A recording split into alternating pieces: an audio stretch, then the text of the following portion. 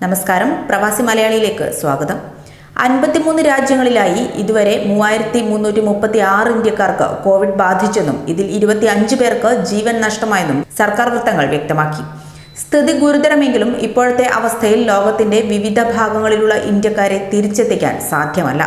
Virus വ്യാപനം തടയാൻ ബൃഹത്തായ പദ്ധതികൾ ആവിഷ്കരിച്ച സാഹചര്യത്തിൽ ഈ തീരുമാനം മാറ്റാനുമാകില്ല എന്നാണ് കേന്ദ്രത്തിന്റെ നിലപാട്. ഗൾഫ് നാടുകളിലടക്കം വിദേശ രാജ്യങ്ങളിൽ COVID-19 ബാധിച്ച് ചികിത്സയിലിരിക്കുന്നത് 3336 ഇന്ത്യക്കാരാണെന്നാണ് കേന്ദ്ര ആരോഗ്യ മന്ത്രാലയം വ്യക്തമാക്കിയത്. 25 പ്രവാസികളാണ് മരണത്തിന് കീഴടങ്ങിയത്. രോഗബാധിതർ 53 രാജ്യങ്ങളിലെ വിവിധ ആശുപത്രികളിലായി ചികിത്സയിൽ കഴിയുകയാണെന്ന് അധികൃതർ വ്യക്തമാക്കുന്നു. ഇതിൽ ഏറിയ പങ്കും ഗൾഫ് രാജ്യങ്ങളിലാണ് എന്നത് കേരളത്തെ കൂടുതൽ ആശങ്കയിലാഴ്ത്തുകയാണ്. ഗൾഫ് നാടുകളിൽ ജോലി ചെയ്യുന്ന ഇന്ത്യക്കാരിൽ ഏറിയ പങ്കും മലയാളികളാണ് എന്നത് തന്നെയാണ് ഈ ആശങ്കകൾക്ക് കാരണവും. കുവൈറ്റിൽ 785 പേരും, ഖത്തറിൽ 420 പേരും, ഇറാനിൽ 308 പേരും, ഒമാനിൽ 297, UAE 238, സൗദി അറേബ്യ 189, ബഹ്റൈൻ 135 എന്നിങ്ങനെയാണ് ഗൾഫിൽ നിന്നുള്ള കണക്കുകൾ. ഗൾഫ് മേഖലയിൽ രോഗബാധിതരുടെ എണ്ണം ഓരോ ദിവസവും ഉയരുകയാണ്.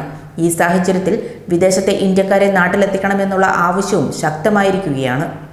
പ്രവാസികളായ ഇന്ത്യക്കാരെ നാട്ടിലെത്തിക്കണമെന്ന ആവശ്യം ശക്തമാക്കുകയാണ് മലയാളികൾ നേതൃത്വം നൽകുന്ന പ്രവാസി ലീഗൽ സെൽ അടക്കമുള്ള സംഘടനകളും പ്രതിപക്ഷവും. എന്നാൽ ഇപ്പോൾ യാത്ര അനുവദിക്കുന്നതും പ്രവാസികളെ മടക്കി കൊണ്ടുവരുന്നതും ലോക്ക്ഡൌൺ പരാജയപ്പെടാൻ ഇടയാക്കുമെന്നതാണ് കേന്ദ്ര നിലപാട്.